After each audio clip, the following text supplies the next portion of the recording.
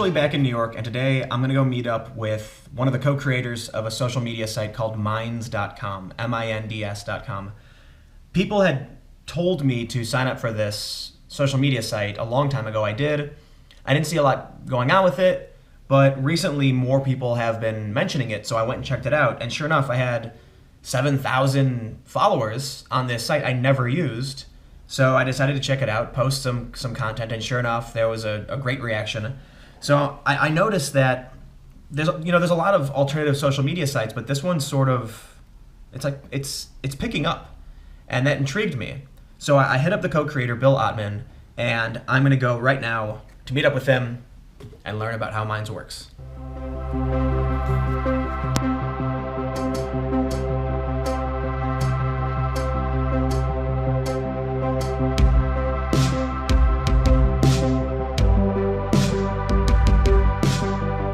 Minds is a free open source and encrypted social networking platform that rewards you with reach for being active on it. We had a couple million visit the site in March, probably between 750,000 registered, but then it's there's all different types. There's logged out, registered there's logged users in. is fine. Right, yeah. That's what every network, right? Right. No, everyone's bullshitting, to be honest. Facebook, we have a billion registered users. What does that mean, right? How many of those are bots? Yeah, millions. I just feel like it's inevitable that there's going to be a network, a decentralized open source network that rises up. And so whether it's us or a combination of us and a federation of other decentralized networks, it's going to happen. So it happened with Wikipedia. Wikipedia destroyed all proprietary encyclopedias. It's in the top 10. And they're a hugely important tool for society. So yeah, there's a lot going on. So basically you earn points for everything you do. When you receive votes, when people comment on your stuff, when you check in, you get 50 points, and 1 point equals 1 view. So you can use your points and boost your content. So if you boost your photo for 1,000 points, you get 1,000 views on your photo. And it's basically this reward system that people are really appreciating because they're finding it actually easier to get a following on Minds than on Facebook, Twitter, Instagram, even though we have so many less users, but because we're propelling people's content, it's working. We take everything that the top social networks do and invert it. So we have encrypted chat, so we have zero knowledge of the content of user conversations. We obviously care about internet freedom and privacy at the core. And then beyond that, the fact that it's free and open source, so anyone can contribute to the code to make the site better. That is crucial for the long-term vision. And then, the immediate benefit that people are getting is just actually being heard. And we're very anti-censorship, so free speech is huge, and there's clearly major free speech issues going on in the world right now. Well, let's say somebody starts posting, targeting a user. Someone goes on and keeps just spamming, cussing, racial slurs. Okay. Would you intervene in that instance? Well, they should block. And then if it becomes an illegal situation, then we would take them down. So your stance is so long as it's illegal, yes, it's allowed? Yeah. And if a user has a problem with another user, they can block them? Right. That makes sense for any social platform. It does. Why is that not the case? Because people are getting offended. Yeah. And it's not to say that there are not things to get offended about. But the internet is a ferocious beast that you kind of need to toughen up for if you're going to be living there. But we want to create a safe environment and simultaneously a totally free and open environment. So I think that filtering tools are really important so people can control what they see, block whoever they want. But when you play the game of, this is offensive and this needs to be banned and this isn't, as soon as you go into that at all, you're screwed. Yeah, it's an echo chamber creator. So, and actually that's one of the beauties of Boost as well. So the way that it works is when you boost, every 15 posts in your feed, you'll see a few boosted posts, which is what drives the network. So every 15 posts in your feed, you'll see the boosted posts. And by letting those into your experience, you are like, that is an echo chamber breaker.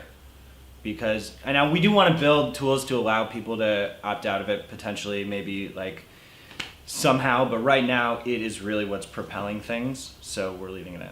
But people like echo chambers. They do. They like having their biases confirmed. No, and you have the right to be able to control your experience. So if you want to live in an echo chamber, that you should be able to. But it's nice to have the option to not. So is Minds going to be the platform that finally takes over and replaces the, Twitter, Facebook? I mean, I don't see actually the end game biggest social network being a singular entity, like one ring to the rule of them all. I don't think it should be.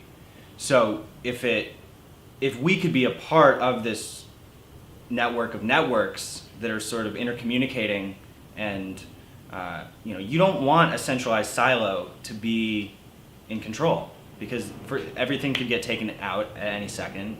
The data is compromised. So you want it to be distributed. Right now, our architecture is moving kind of from more centralized to decentralized, and we did that because we're seeing, we saw what happened with diaspora, and it was just too scattered. That's what diaspora means. It's like the scatteredness. So, because you need organization. I don't think that we have actually fallen into that camp of being too right or left wing. Like, we have always been pretty diverse in that sense.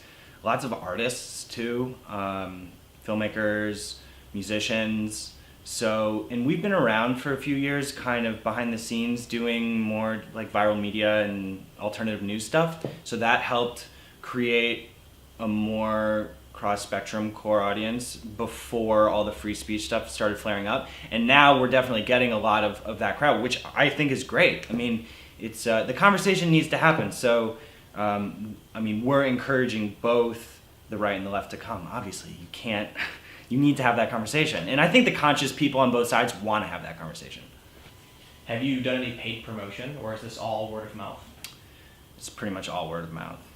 We've done exchanges with other, some smaller independent media companies with trading posts on pages and stuff, with some pretty big pages, so that's helped a lot.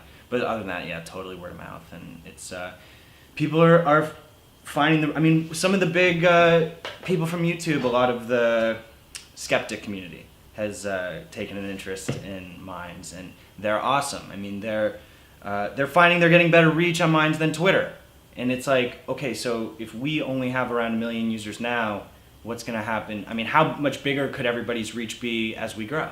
We've had a very steady curve too. So yeah, it's sort of getting steeper, but for the last 2 years, it's just been steady up the whole time. So we have regular users who are daily active all the time, tens of thousands of them, who are, into it and checking in to get the points so that they can get the views, and we're really embracing and harnessing it.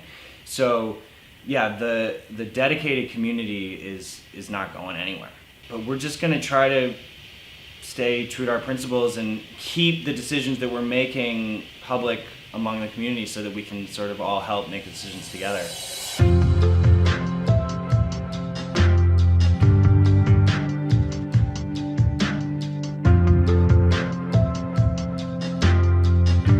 If you're not on Minds, I definitely suggest checking it out.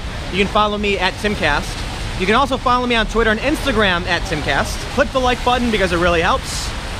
Comment below and let me know what you think. Try out the website and then comment. Let me know what you thought about it. And subscribe to my YouTube channel for more videos like this. I'm getting in a car right now, but stay tuned, more videos every day. I'll see you all tomorrow.